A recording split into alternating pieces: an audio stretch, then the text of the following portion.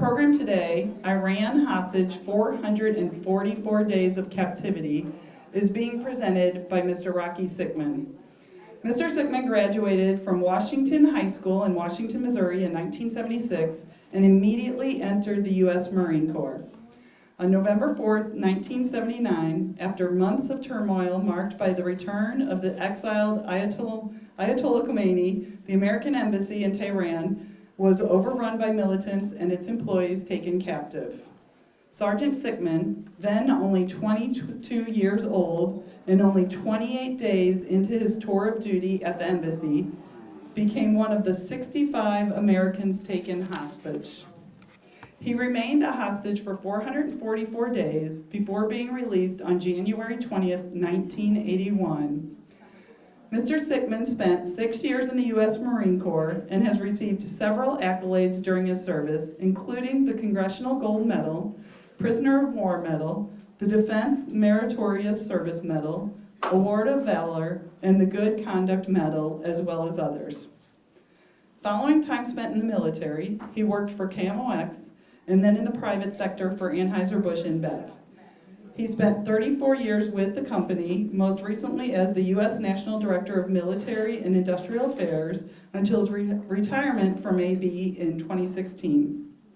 In August of 2016, Mr. Sickmann's military and professional experience, as well as his passion for the armed forces, led him to pursue an opportunity with his favorite nonprofit organization, Folds of Honor. In his role with Folds of Honor, he works to help advance their mission to stand in the gap of more than 1 million dependents adversely affected by war, providing educational scholarships to the children and spouses of those killed or disabled while serving our nation. Please join me in welcoming Mr. Rocky Sickmann. All right, Dean, thank you so much for the introduction. How many military first responders do we have in the audience? Please raise your hand. Thank you so much for serving. Truly appreciate it.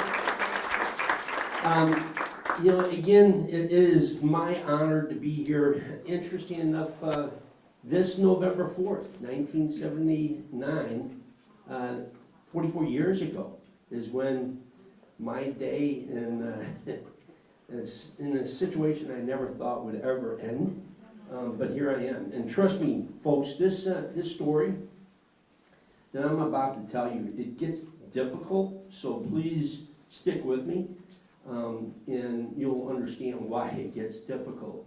But the reason why I do it is because of 8 brave individuals that sacrificed their life for my life.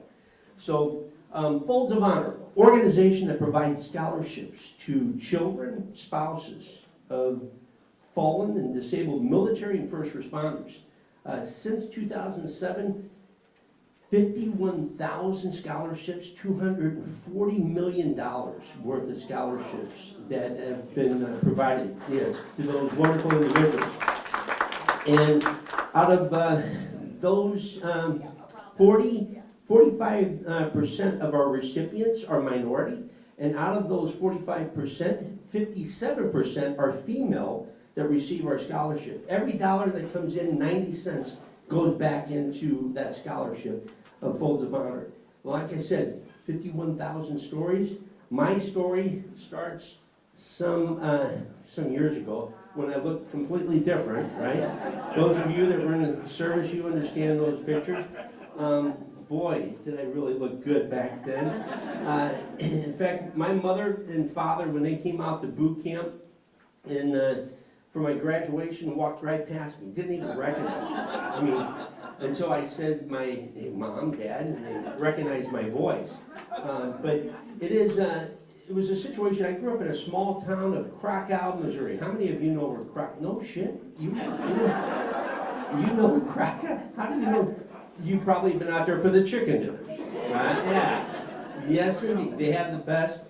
In fact, my mother, God love her, she was working the chicken dinner the morning that she found out that I was taken hostage. And she fainted, as my sister told her. But, my parents in the small town of Krakow, it's a population back then, I always said, of 50, and that was dogs and cats included. But my parents taught me 3 things: love of family, love of faith, and love of country. And little did I realize those three things would keep me alive for 444 days. I joined the military because my father served in the Army. We have Marines in the house, right? How many Marines do we have in the house? Yeah, there we go, Semper Fi. My father, he served in the Army. My brother went into the Army during Vietnam. And every time we'd have a parade in Washington, Missouri, where I went to high school, I was always carrying a flag. St. Gertrude's Elementary School in Krakow, I would raise the flag. I was honored to raise that flag because my parents taught us, you know, you love your country and you raise it and you pay respect. And so I also knew that there was more. I mean, when you had a hot day, you would drive into St. Louis to a Red Lobster. That's when you knew you had a hot day.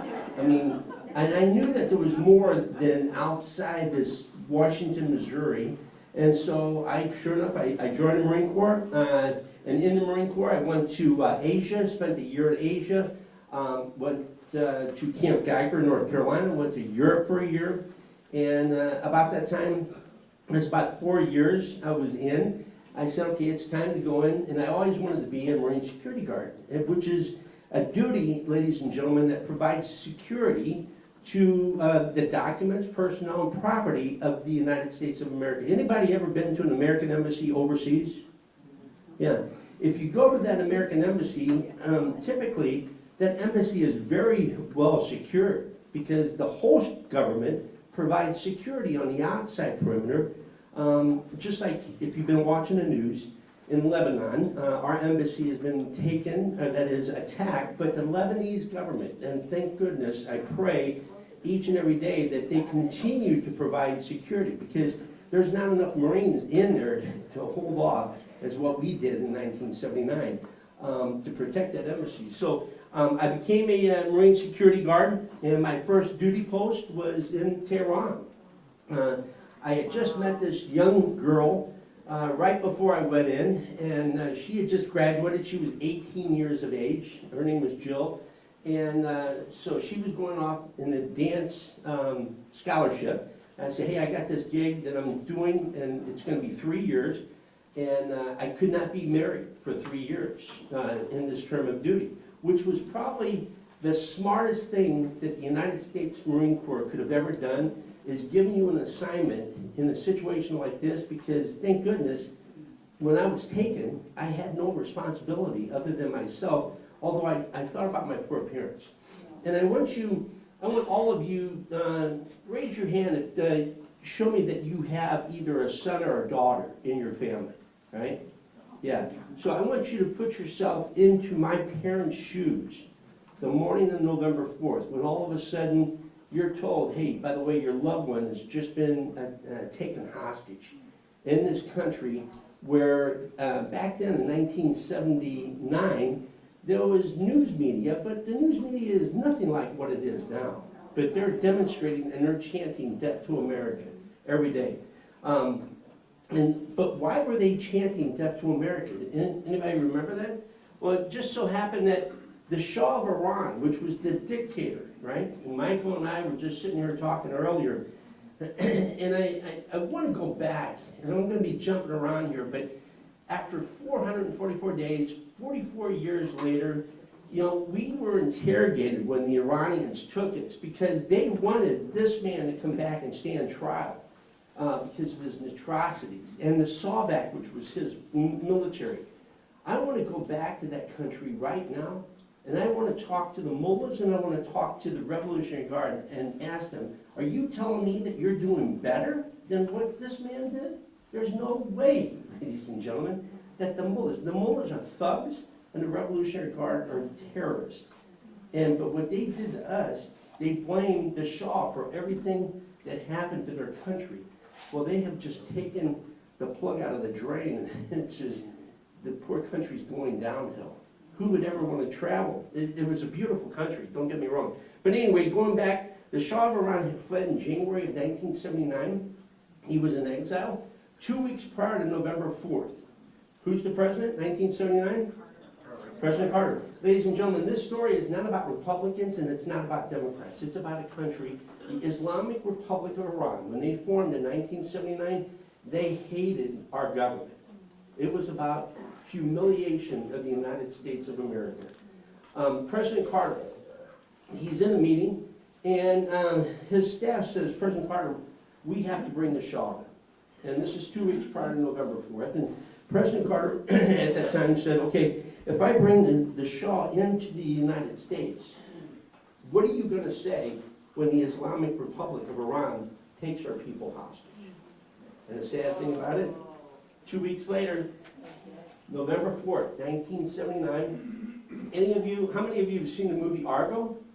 Right? Great movie. If you've not seen it, Alan Arkin, it's got a great line. Those of you that have seen it, I can't say it here.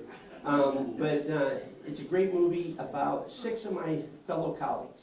And I want you to think about this, that 6 of us were sitting there, there were about 6 of us. 3 of the individuals that were in the movie Argo, that morning, November 4th, I just had breakfast. I'd gotten off the 11 to 7 duty, and we were having breakfast. And 3 of these individuals that were in the 3 of the 6 were having breakfast because November 10th is the Marine Corps birthday. And we're getting prepped for the big Marine Corps ball. And we're going to have all the embassies come over. And so they separated. They went to the Visa building, which was on the back side of the American Embassy. 23-acre compound.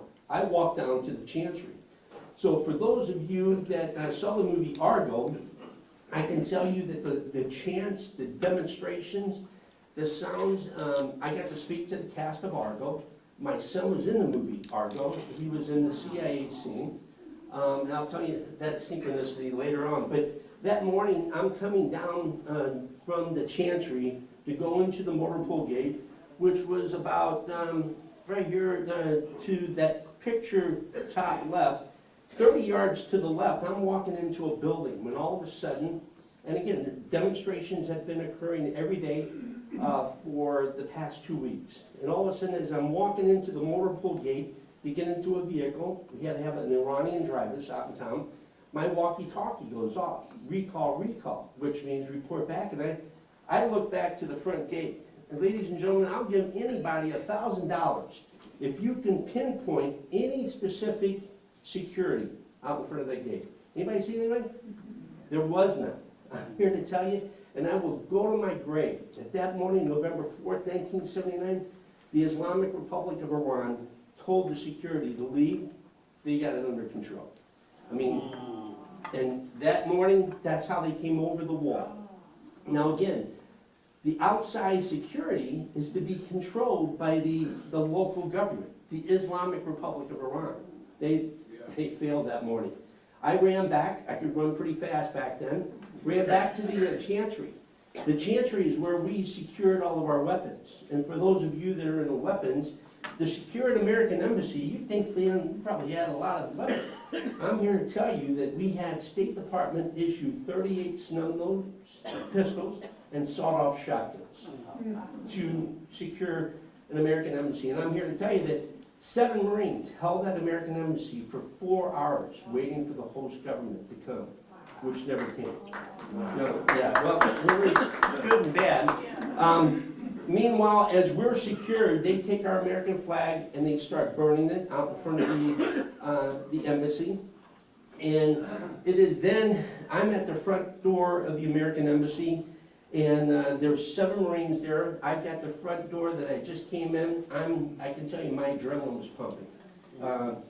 You were sitting there thinking that here you were, 10,000 miles away from your small hometown of Crocodile, Missouri, and now you've got these people coming over the wall, and they want your neck.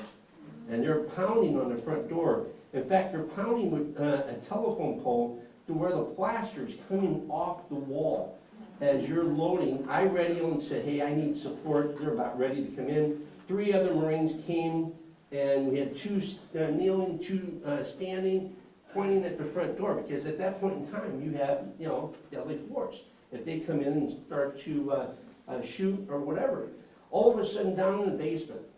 Second thing I will never forget, and I will tell every American that will listen, and Billy radios and says they've gotten in. So I break away, run downstairs. Billy Gallegos, Pueblo, Colorado. Marine, he points down the corridor, and sure enough, you can see down the corridor, one of the offices, there's a bellow of smoke coming from there, and all of a sudden, around this bellow of smoke come 4 Iranian women in black chadors. That the Iranian men are behind the women. Oh yeah, I mean, what you hear, what you see in the news this day, I mean, having an artillery battery right next to a hospital, because they know if you try to retaliate and you shoot that piece, you're going to kill a lot of innocent people. And that morning, we were being screamed, don't fire, don't retaliate. But I can tell you, my gas mask, ladies and gentlemen, was going from clear to fog as I was breathing. And they were not coming quickly. They were coming very slowly, because here's Billy and I with our shotguns pointed at them, and we're being screamed, don't fire, don't retaliate. We get to the steps, tear gas is popped, they flee the building. We get up to post 1, we take everything from post 1, we go up to the very top of the American Embassy. There is no other level to go than this level. We barricade ourselves into the door, and as Dina was talking about, there were 66 Americans in the American compound, and interesting enough, not all the Americans made it in. By the time we closed the door, many of them had just gotten to the door outside. Once you closed that door, you couldn't reopen it. And so here these individuals were being taken hostage immediately.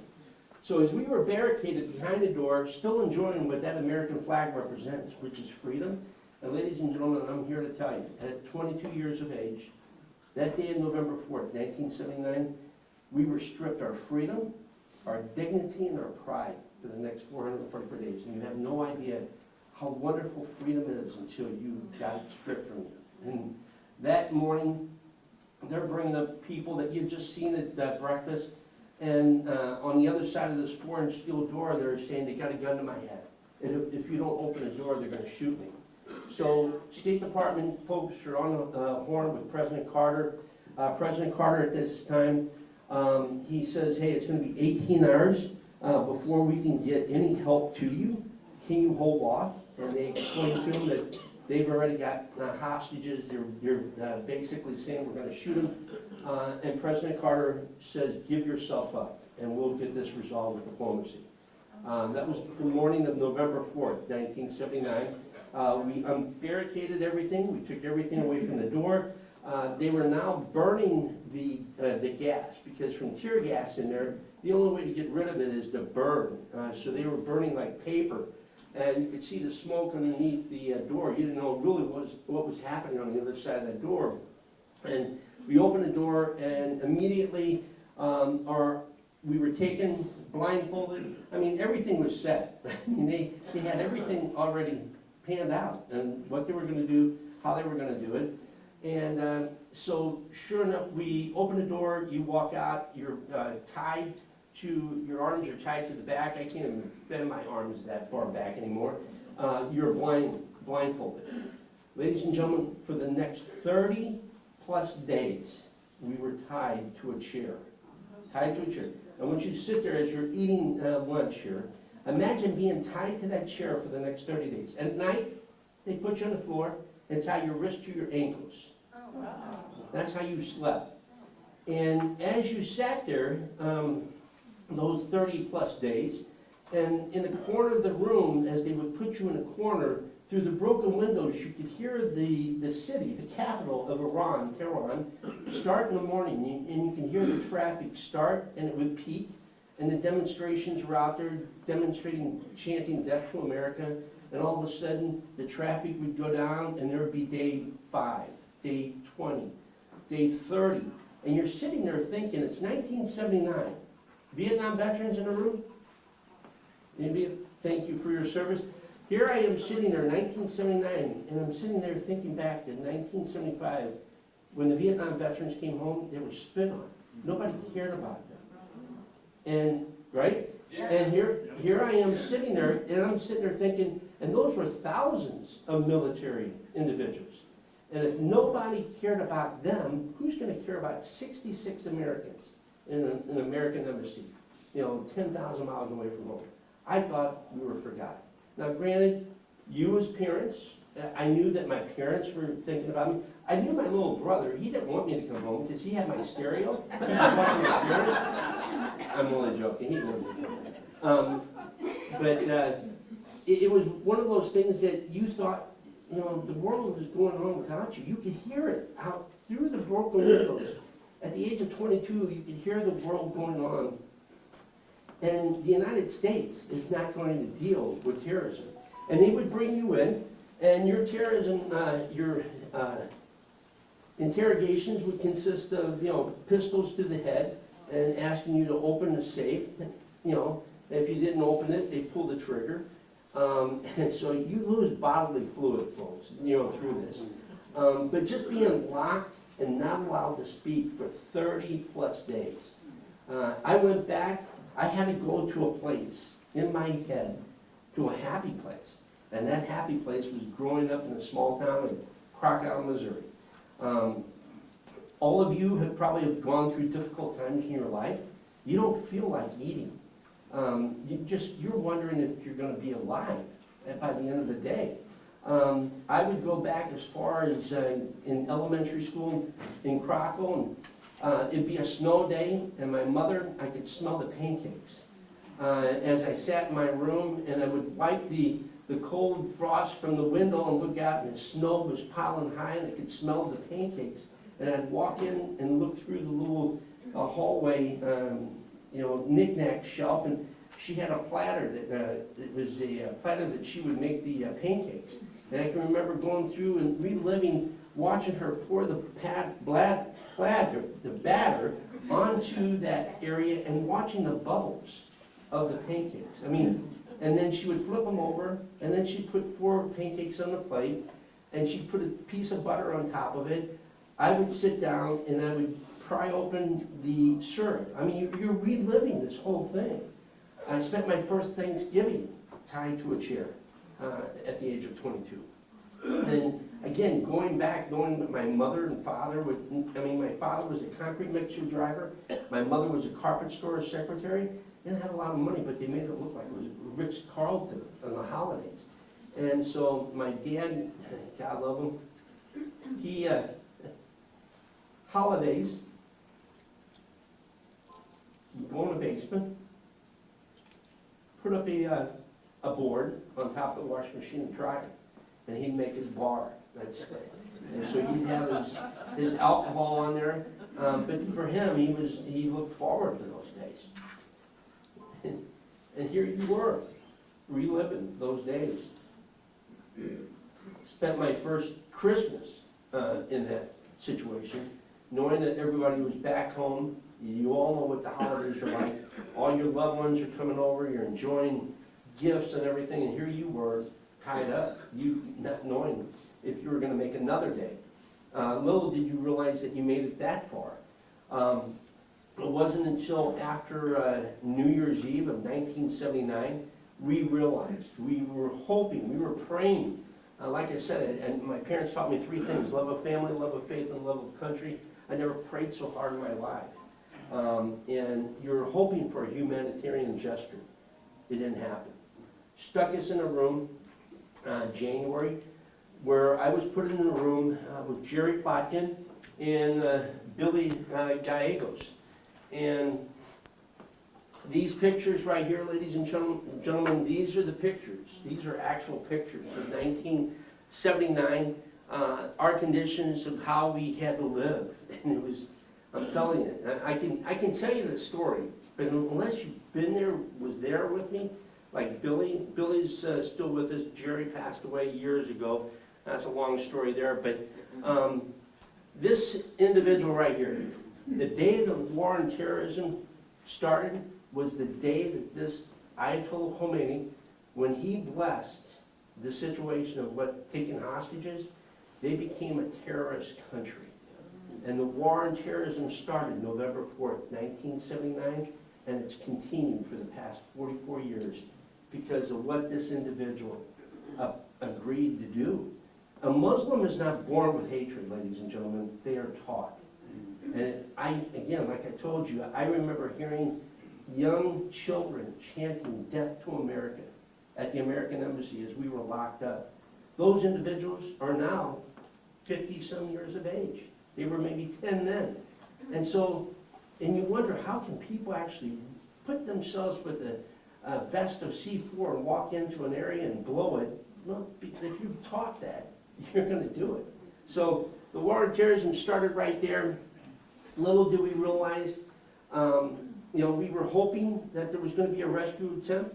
I knew that there were Marines out there in the Mediterranean because I was in the Mediterranean in January of 1979 when the Shah fled the country. I was on the USS Iwo Jima helicopter carrier. We were locked and loaded to go in to help rescue the Americans that were in Iran.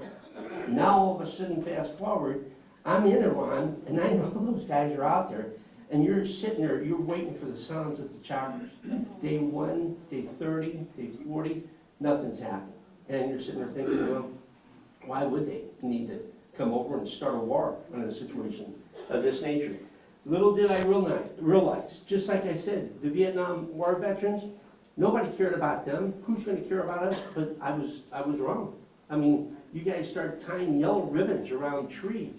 Nightline, Ted Koppel was created, to my understanding. I had no idea. We had no news, ladies and gentlemen, for 444 days of what was happening back home.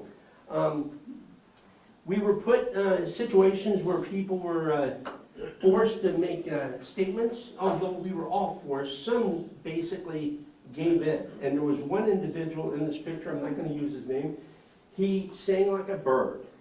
And when I say sang like a bird, he put 7 State Department people in solitary confinement for 444 days because of what he knew. And this individual is still living. He's now in prison, finally. Yeah, what this guy did, I'll never forget the day as he walks into the room. Sergeant Lopez was in that corner. I was in that corner. Staff Sergeant Mueller was in this corner of the room. The guard was sitting by the door, and all of a sudden the door opens, and you can hear the voice of this individual. And he's going, yeah, that's Sergeant Lopez. He's one of the Marines. That's Sergeant Sickmann. He's one of the Marines. That's Staff Sergeant Mueller. He's in charge of the Marines.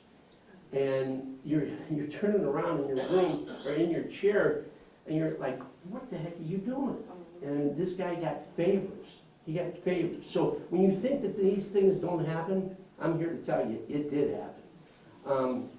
Ladies and gentlemen, for probably 3 months it took before we actually took our first shower. Every day I wake up and I take a shower. You know why? I can. Sometimes I take 2 showers.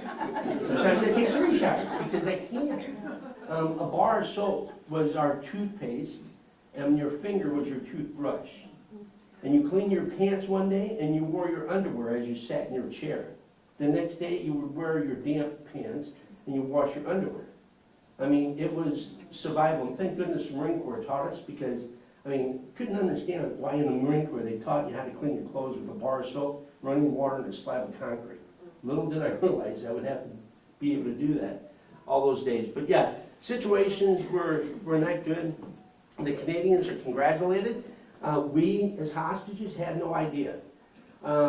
As Dana was mentioning, I had just gotten there 28 days earlier, and right behind the ambassador's house was a clay court, tennis court.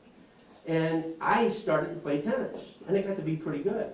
And 2 weeks prior to November 4th, I'm on duty with the ambassador, Bruce Langdon, and he goes, hey Rocky, I noticed you're a pretty good tennis player, would you mind being my partner? I said, sure, I'd be honored. Who do we have to play? He goes, we have to play the Canadian ambassador and his assistant. The week before November 4th, Bruce Langdon, our ambassador, and myself, we smoked Ken Taylor and his assistant. Little do we realize the next week he would rescue our 6 people.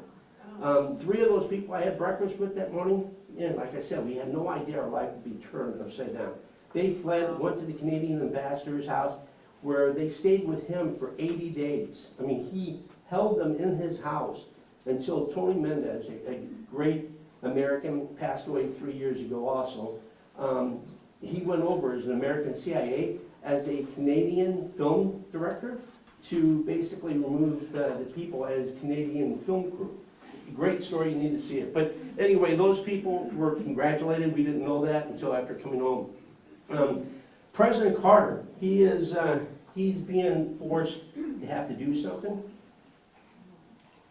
It just so happened that President Carter is being informed that we were going to be going on trial by the hanging judge in Iran.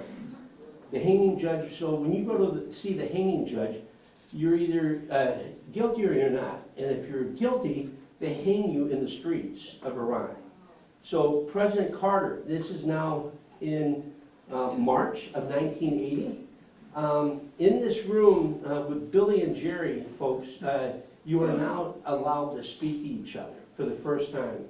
You started to speak to each other in the middle of January, so you were taken November 4th. It was middle of January before you were allowed to speak to other people.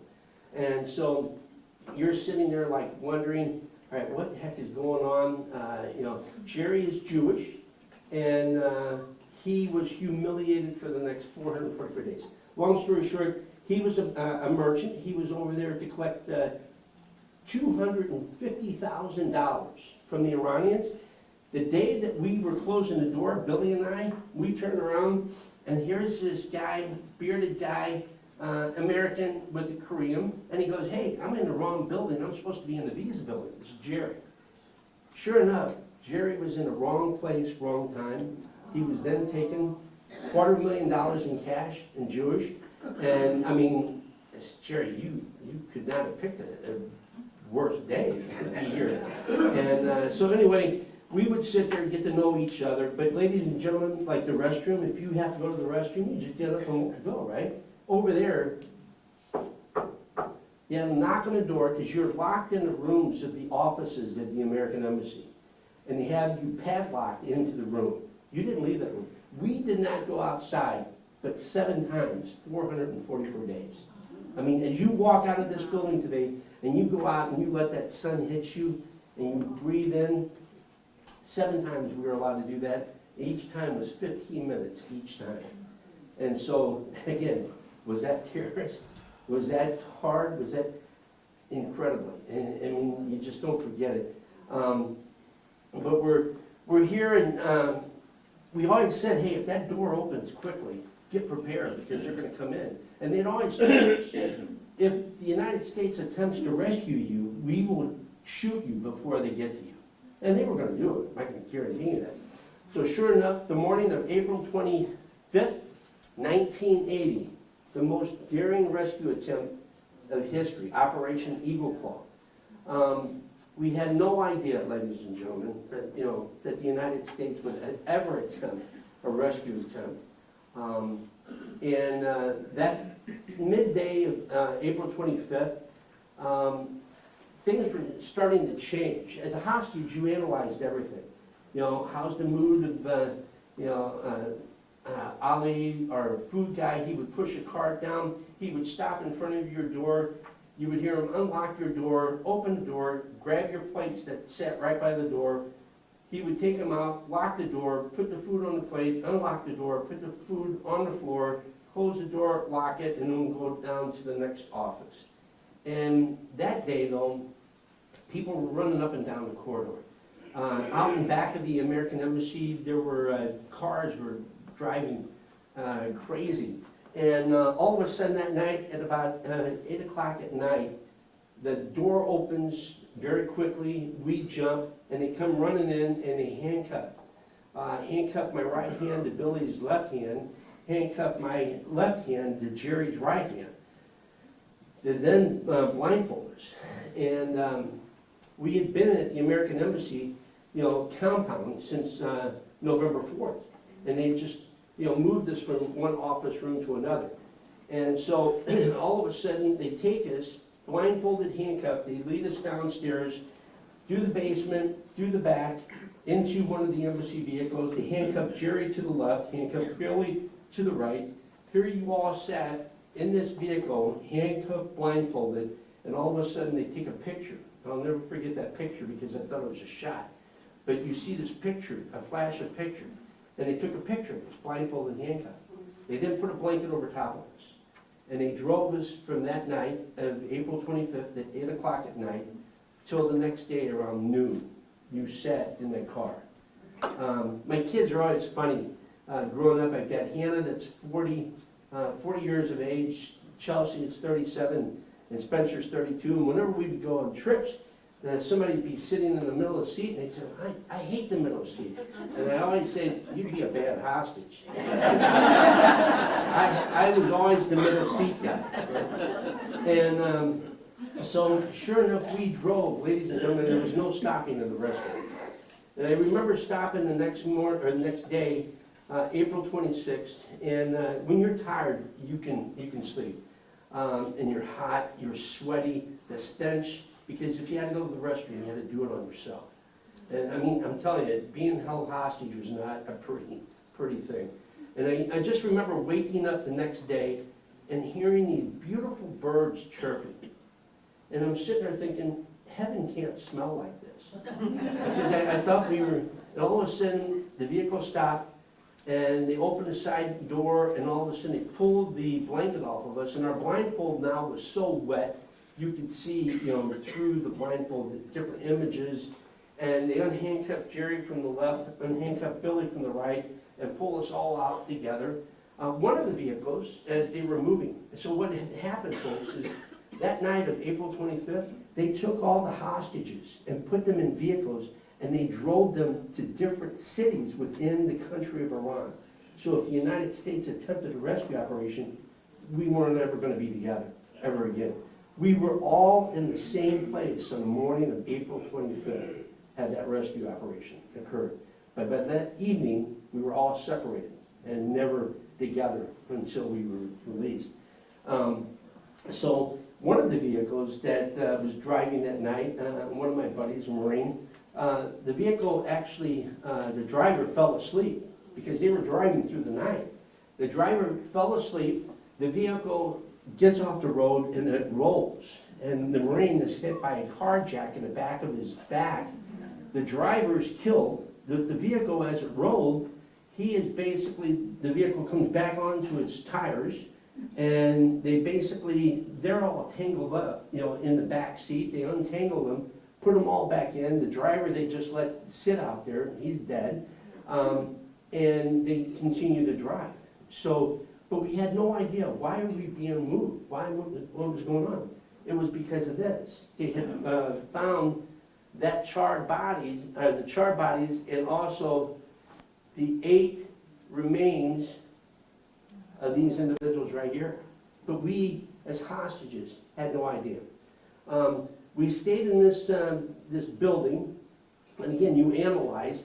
You went into this room, and there was a bathroom in this room, but all the windows were boarded up, and they said, get cleaned up. So you went in and got cleaned up as best as possible, and by that next morning, 1 o'clock in the morning, they put us back into a vehicle and then drove us off. What are we doing time? You're good. All right. So, because, again, so much information. And I'll try to speed it up a little bit, but they then came in and they gave us 3 sandwiches in plastic bags and 3 bottled waters. And they set it down, and we all looked at each other and we said, we're not going to be here long. Sure enough, next morning, 1 o'clock in the morning, they came in. I was in the middle of the guy, handcuffed to Billy, Jerry, put us back into a vehicle, and they drove us. And they said, you've been to Isfahan, and now you're going to another location. So where they were taking us, folks, was taking us from Tehran to Isfahan, then down to Shiraz. But we had no idea that there had been a rescue operation. When we were down in Shiraz, but we didn't know we were in Shiraz until they moved us, they came into the room. We gave all of our captors names. Santa Claus. The little guy came in, looked like Santa Claus. He, real bushy beard and hair, and he comes in, and he's got a New York Times magazine. And he comes into the room, and we're all 3 standing there, and he comes in and goes, this is what your country is trying to do to you. And he opens up this New York Times magazine, centerfold, and then he leaves. And it's like, what did you see? What did you see? I saw a helicopter, C-130, and I saw some pictures of some of the hostages, but I saw pictures of other people I had never seen. what he was doing was showing us this article that the New York Times came out with, showing that there had been a rescue operation, but we couldn't read it. He just, taunted this information. And so now you don't hear of other Americans. So now you're thinking other people were rescued, and we are now still out there. We are then brought back to Iran, where we were put into prison, Evin prison. And in Evin prison is where we find out in October, ladies and gentlemen, not only were you held hostage, but you were also in the middle of a war, Iran fighting Iraq. When we left Shiraz, the reason why we left Shiraz is because we could hear thunder throughout the nights for a week earlier. And we're like thinking, man, the storms are really bad here, and they're getting closer and closer. It wasn't a storm, it was artillery. Artillery shell hit a building right next to our building that we were in, knocked us to our floor, the ceiling tiles all fell, they came running in, put us into the vehicle, and they drove us back. Little did we realize that we were in the middle of a war with Iran and Iraq, and we were the hostages. And they put us into prison, and while you were in prison, you could hear women being tortured, men being tortured. I turned 23 in that hole, you in prison, you find out while reading a sporting news from St. Louis, Missouri, due to the death of the Shah of Iran, the tennis tournament was postponed. I said, are you reading what I'm reading? He goes, yeah, the Shah's dead. Went to the door, we're in prison, concrete floors, concrete walls, steel bars. They had to come in and put blankets over the windows at night for blackout because they were shooting artillery, there were gun battles and everything. And we went to the door and we pounded on the door, and the guard comes and says, gee, which means what? Hey, the Shah, he's dead. That's why we're here. Why are we still here if the Shah is dead? We do not believe he is dead. What are you talking about? You don't believe that he's not dead. We did not get to see the body. So he closes the door. Ladies and gentlemen, things were not getting better. They were getting worse. Sure enough, he dies a day after my birthday, July 27th, 1980. Again, my poor parents, my mother, I was telling Ian that my mother put up her Christmas tree in December of 1979, and she kept it up until I came home in January of 1981, because she knew it was going to come up. My poor dad had to go out and cut down trees all the time, replace the dying trees. But they prayed, and they did, and so had no idea the toll it took on my poor parents. As again, I want you to think about if your loved one was taken, how do you wake up every day and you try to go to work and they act like nothing's happening, and you're concentrating. My poor dad, when my parents passed away, they passed away 14 years ago. Married 63 wonderful years. Dad died in April. Mom died in June the same year. They call it the broken heart syndrome. And sure enough, that at the burial, a guy that worked with my dad said, Rocky, your dad, he would come to work in body, but not in mind. He would fill up his concrete mixer. He would leave the yard. They would have to call him and say, hey, Virg, where are you? We need that load of the concrete. And he, oh, I'm sorry, I'm coming. He was just driving. I mean, he wasn't thinking. As it took a heck of a toll on my poor parents. The second Christmas, like I said, ladies and gentlemen, when you would go to the restroom, you had to knock on the door. They blindfolded you every day for 444 days. You were blindfolded. One means or another. And they'd come back, put you into the room, throw you into the room, and they'd start to close the door, and you'd rip open off the mask, the blindfold, and you threw the door open and you walk out in the middle of the hallway where you're not supposed to be going, because they never carried the weapons. It was the individuals in the corridor who would carry the weapons, and they would all jump, and bring their weapons up, and you would take the weapon and put it into your mouth and say, pull the trigger, because you didn't see any light at the end of the tunnel. And 3 of my fellow colleagues, they tried to commit suicide while they were over there. They did not succeed until they came home and took their life. And so it was, it was not good. Spent my second Thanksgiving, my second Christmas in that hole. And it was January 20th, 1981. They'd taken our shoes from us in March of 1980. I wore a size 6 plastic open-toed sandal shoe. My size was 9.5. But they didn't want you to have anything that you could run if you could. And they came into our room that night and they blindfold us. And they take us from the room. I'm the first one. Instead of turning right the way that we came into the room, he turned left, walks down. Jerry's got his arm on my shoulder. Billy's on Jerry's shoulder. He stops me, turns me right, opens up the door, and I remember feeling this cold, fresh air coming out that night. And I walk into something I hadn't felt for 2 years. There's snow. There's snowing in Tehran. And I remember the snow going through my toes. It was so cold and wet. And you can remember the crunching. And in fact, I even opened my mouth and let the snow fall into my mouth. And they put me onto a vehicle. The vehicle drives off. It scrapes the right side of the vehicle. It jumps a curb, turns right.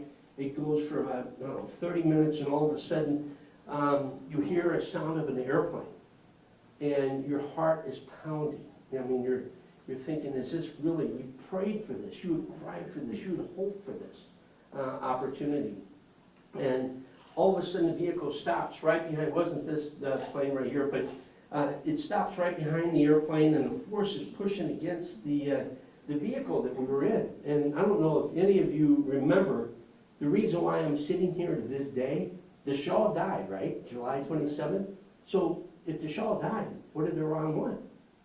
They wanted money. The United States government paid $8.3 billion. That's with a B. On January 17th, this airline, Algerian airline, flew in right behind 2 C-130s that delivered $8.3 billion in gold. So ladies and gentlemen, once you feed that animal wants more. Why are they taking hostages? Because they get paid. You know what? And we've never held them accountable. And shame on us. 44 years. It's not just one president, but all of them. We know that Iran's fingerprints is all over all these different situations. And that's why I kind of regret not ever pulling that trigger the morning of November 4th, 1979. Because I would have killed a lot of innocent women, but that's what they wanted. I would have been probably the renegade Marine, but General Mattis said, Rocky, you did it because you were told not to. But you just look back on what could have happened. But anyway, it's now January 20th, 1981.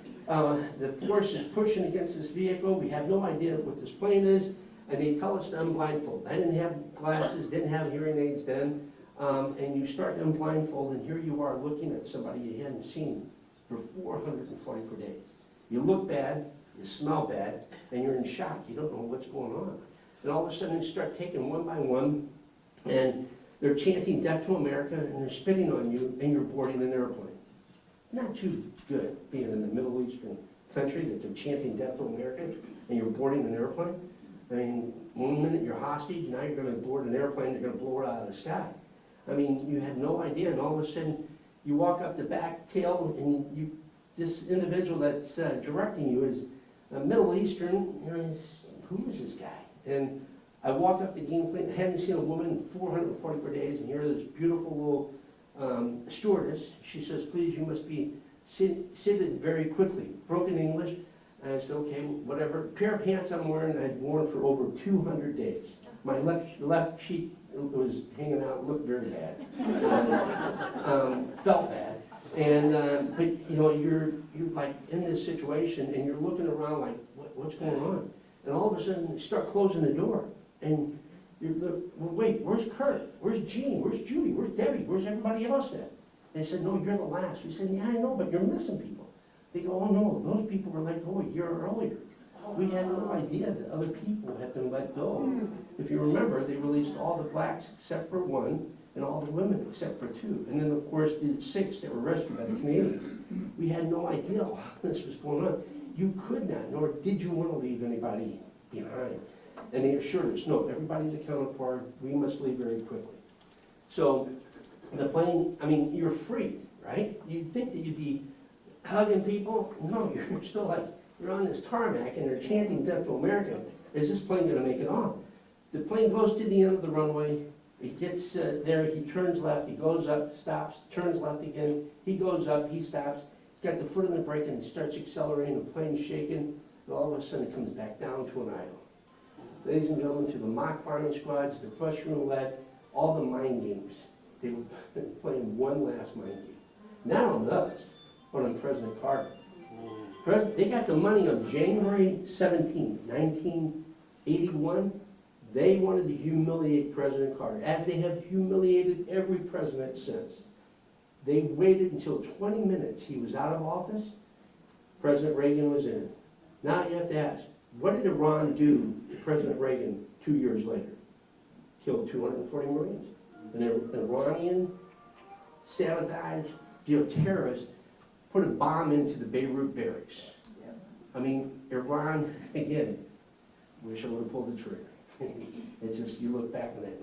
But that night, all of a sudden, the pilot came on and said they turned the runway lights off. We were waiting. We had no idea that what was going on back home was the inauguration. Finally, the pilot says the lights are on, we must take off. I mean, you could only have heard the sound of the plane's engines, and it wasn't until we got into Turkish airspace that the pilot came on and said 2 American fighters were escorting us to Athens, and we came unglued. Coming over top, came over top here. We go from Tehran to Athens. Those pilots that lived on that plane for 3 days and stewardesses, we have new pilots, fly us from Athens to Algiers, because Algiers were our mediators that mediated the whole thing. We then boarded Air Force medevac planes that were from Scott Air Force Base. I'm boarding this airplane, and we get off the airplane in Algiers, and that's where we kissed the ground. And I mooned a lot of people. And so I get over to this airplane and go, "Oh, Mr. Sickmann, it's so great to see you." I said, "How did you know who I am?" They go, "Oh, we've been following you for a year. We're from Scott Air Force Base, right across the river." I said, "Oh, holy cow." So they gave us these parkas, which I still have my parka. And then we come back to Wiesbaden, where we stayed there for a couple of days. And during that time, President Carter, obviously, came over immediately after the inauguration and spoke to all of us. A wonderful man that he definitely wanted to get this resolved. He worked diligently to get it. And, he was a good man, but Iran just humiliated them. As they have humiliated all of our presidents. President Reagan, and again, the only thing you wanted to do was go home and eat homemade bread and rolls and turkey and everything else, but we had to go through a little event here at the White House, and of course, here's where the family met me, and that little 18-year-old girl, we've now been married. That young lady up at the top left, she waited for me for 444 days. I make my first phone call home from Wiesbaden. Spoke to my mom and dad, and my dad goes, "Rocky, Jill's here." I said, "Oh, she waited?" And he goes, "Well, she wants to talk to you." I'm thinking, shit, that doesn't sound good. And so she gets on the phone, and she goes, "Rocky, you got to make a decision, either me or the military, but I can't do this." So I chose wisely, and so sure enough, here's that now wonderful. Wow. That's where it gets tough. Those 8 individuals, right? Those 8 individuals that gave their life for me would never have anything. Yeah. That's why. Every morning, I wake up and I earn.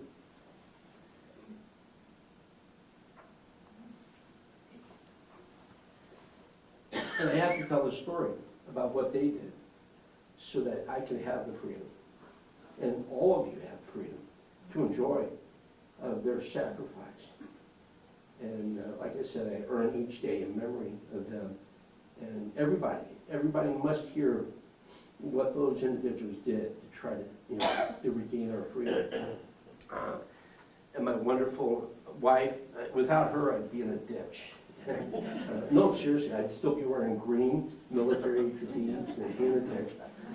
But she's put me on the track. She doesn't like it when I do these, but she knows how important it is, to be able to make make sure that you hear the story. My wonderful daughter to the left there, Hannah, you can see that German chin. Her husband, Matt, and Leela and Rhett.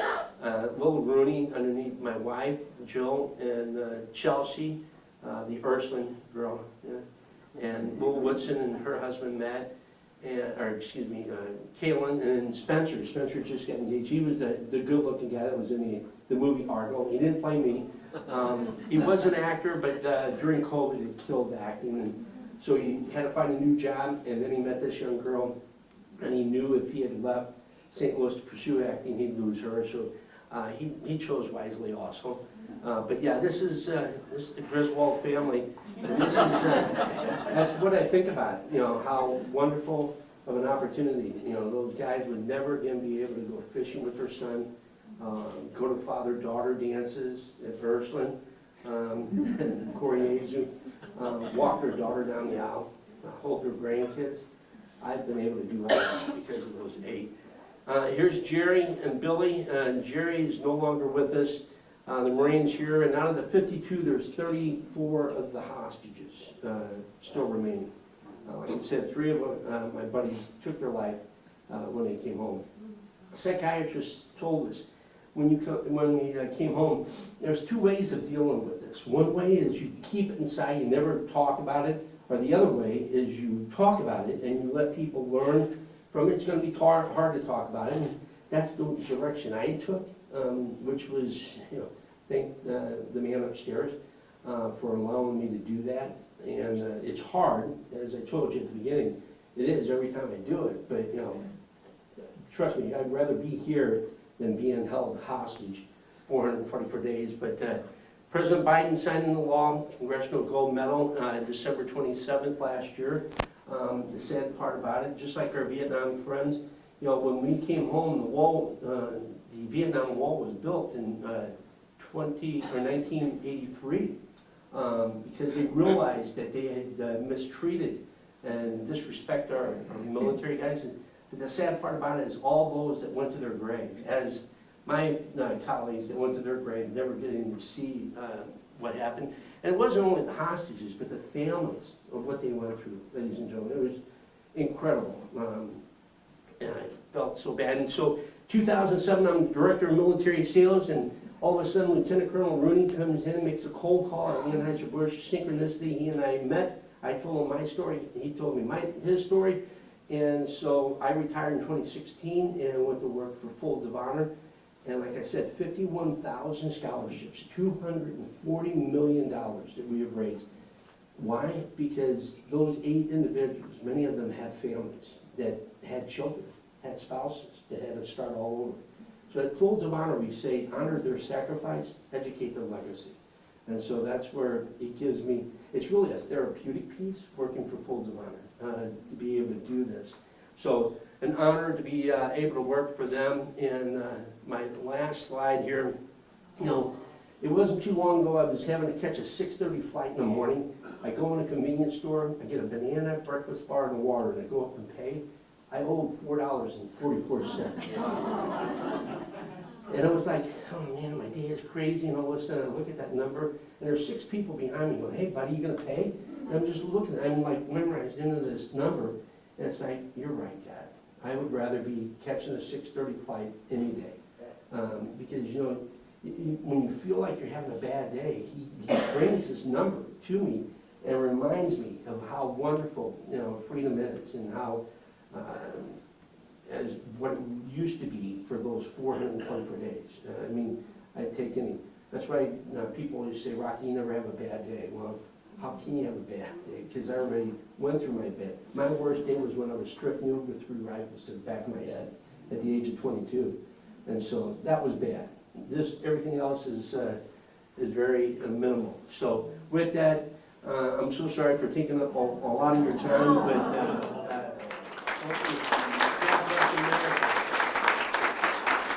Unbelievable story. I can tell everyone here is moved. I cry at commercials, but I saw many people with tears in their eyes, so I knew it wasn't just me this time. Okay, we did go longer than normal, so thank you all who stuck around. If you have to get up and leave, that's fine. I just couldn't stop this because I thought it was such an empowering story today. But we always leave time for questions, so we'd like to take a little bit of time and still ask some questions. Let me come back to you really quick with the microphone, and then I'll run it back to you. So, We really appreciate your coming and talking to us. Many times I've heard the Iranians referred to as students. And I also have heard that the word Taliban means student. So did you ever get the sense that any of your captors were what we would think of as like a university student or a real student, or were they really professional terrorists?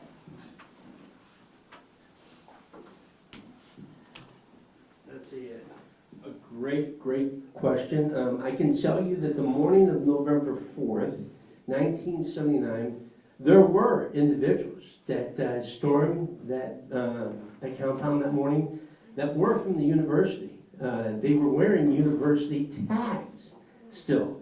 Now, were there professional individuals that knew what they wanted to do inside this? Absolutely, ladies and gentlemen. I mean, they were very good at creating an image as it was students. I can tell you many of the individuals that were in charge of our takeover are now controlling the Islamic Republic of Iran with all the radical mullahs. So, yes, just as what's happening over in Palestine right now, it's so sad. But there's many individuals that are students there, but it doesn't mean that you can't be a terrorist too. But yes, that morning I can tell you there were individuals that were wearing student IDs, but again, there were the leaders. other questions? Major Woodard, retired.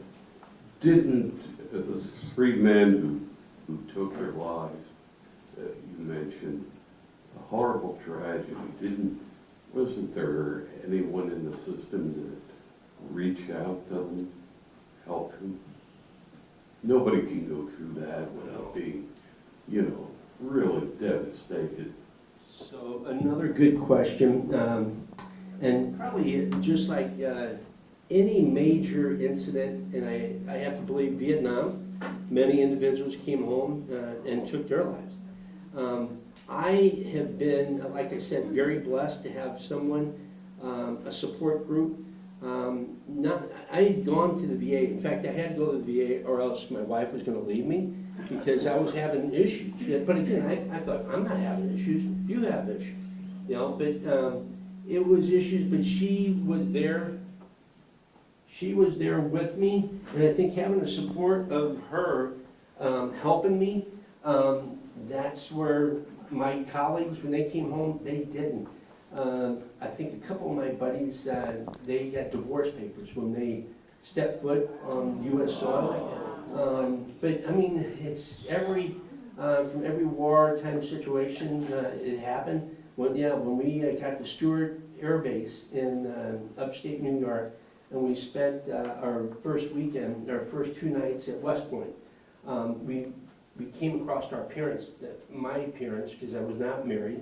Other guys that were married saw their spouses, and like I said, a couple of my buddies received divorce papers, knowing at that time. So, but both of them really turned out wonderful because they knew going through a difficult time, it made them stronger. So, and we talked about that earlier. Would I do it again? It definitely is. Believe it or not, I would never have been able to do what I'm doing here today, standing in front of you, probably had this situation that happened. My first press conference when I came home from overseas, flew into St. Louis on Ozark Airline. Remember Ozark Airline? Had a yellow ribbon painted around it. We land in St. Louis Airport, and there's 2,000 some people at the airport, and they go, Rocky, this is great. We're going over to do a press conference. And what's a press conference? And, oh, you don't know what that is? Well, I learned real quick. It was all the media in an area, but I could have never done this. I mean, being in front of a group of people. But again, whenever I think I have a difficult situation, I think about my worst day over there. But again, I've had a great support staff of people, my wife, my brothers, sisters, my parents, my upbringing that really helped me through that crisis. So. I didn't see any other hands. One last, one in the back. Hold on a second. Hi, I'm Clancy Moore. I'm with my fellow social studies teachers here from Hillsborough High School, and we teach modern American history. We show the movie Argo to our class every year, and I just wanted, from your perspective, something that you thought was very accurate about the movie or stuff that you feel is terribly inaccurate about the movie that we can pass along to our students. Yeah, Clancy, the movie Argo, again, synchronicity about this is my wife and I are in Columbus, Ohio at a wedding. And the father of the bride goes, "Hey Rocky, I want you to meet my sister. She's a casting director out in LA." Because they knew that our son Spencer wanted to be an actor. So I walk over, I give her my card and say, "Hey, if anything ever pops up, please let me know. I'd love to get my son involved." She goes back to LA. 3 days later, she's talking to her friend that's also a director. And she says, "Hey, what are you working on?" Girl comes back and says, "Well, I'm working on a movie with Ben Affleck, George Clooney, John Goodman, Alan Arkin about the hostage crisis." And she goes, "Really? I was just with one of the hostages past weekend." She goes, "Really? Who was that?" She goes, "Rocky Sickmann." She goes, "Wait, Rocky Sickmann, he was one of the Marines, right?" She goes, "Yeah." She goes, "His character is in the movie." I had no idea that there was a movie being created. This is 3 days after this wedding. 2 days after that, this girl that we had just met, she took it upon herself and said, "Hey, what's the chance of Ben meeting Rocky? He was there for 444 days, and maybe he could talk to Rocky." So Ben Affleck comes back 2 days, a total of 5 days after the wedding, and says, "I would love to meet Rocky. Bring him out, bring us in, we'll put him in a movie." Folks, shit like that doesn't happen. And so 6 days after the wedding, we're on the set of Argo. I mean, what's the chances? My son gets to be a mail delivery guy in the movie, but again, I did not get to see what was happening, and I got to see his piece that he got videotaped. It wasn't until the actual the red tape review, like I said, that takeover, when the movie showed, my left leg started to twitch, and my wife goes, "Are you all right?" I said, "No, it just sounds so real, what it sounded like that morning of November 4th. But how they got into the American Embassy, that did not happen. And I told Ben, I said, that piece right there, he goes, "Rocky, we didn't really have a true capture because those people that they were doing a movie about, they were in the Visa building, which was on the back side of the 23-acre compound. So it showed in the movie that the doors were left open, which it wasn't true. That's not how it happened. So that piece wasn't true. And again, we had really no idea what was happening to those 6, as they didn't know what was happening to us, but they did show the part about us being lined up in the basement, but they stripped us down when they lined us up and put the bag over our head for the mock firing squad. So yeah, the mind games definitely consistent, but again, how they got out with the Canadian Ken Taylor that we smoked a week before in tennis, that was true, and I got to see him at the movie premiere, and I went up to him and said, "Ambassador Taylor, it's great to see you." He goes, "Rocky, how's your tennis game doing?" Never forgotten. Well, thank you very much.